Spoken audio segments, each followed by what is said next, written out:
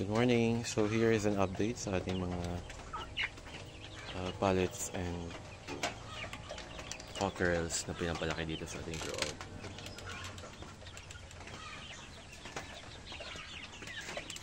Nagpalit tayo ng bagong bedding, mga sawdust.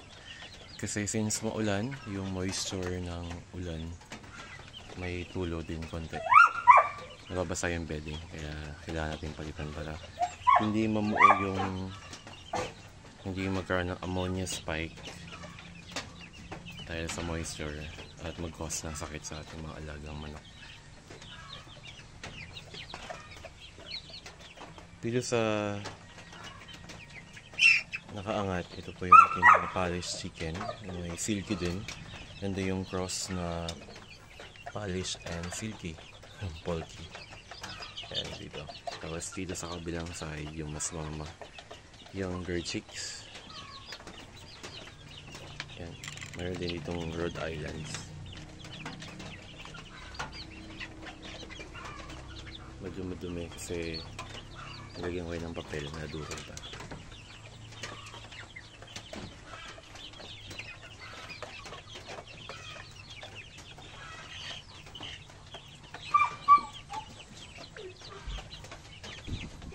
Ito na sila. I think they are already 3 months old. Nasa baba.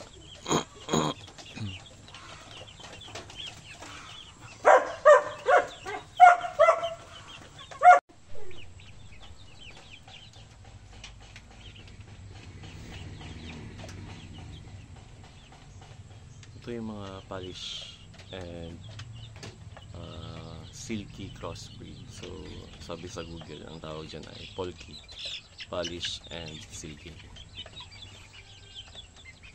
Tapos dito naman, ito yung karamihan dyan ay parang magwa 1 month, hindi, 3 weeks old na Rhode Island na in-order ko din sa Nara RIR na page sa Facebook.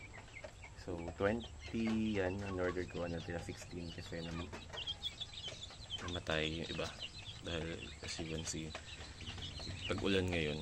So actually hindi talaga ideal na magpa-sisiw this season, wet season, kasi malamig at maulan. So ang ideal supposed to be ay summer, mga from March to June. Yun yung ideal na breeding season ng mga manok. Pero since may mga sisiw tayo na pa-hatch the past few months, kaya nag-alaga na ako. Saka para mas sulit yung pag-alaga, gusto ko mas madaming sisiw na alagaan. So sila yung first batch nakaraan. Malaki na sila. So I think another 2 months pwede nang katayin yung mga extra rooster dito. Tignan natin kung may pwedeng katayin in the future.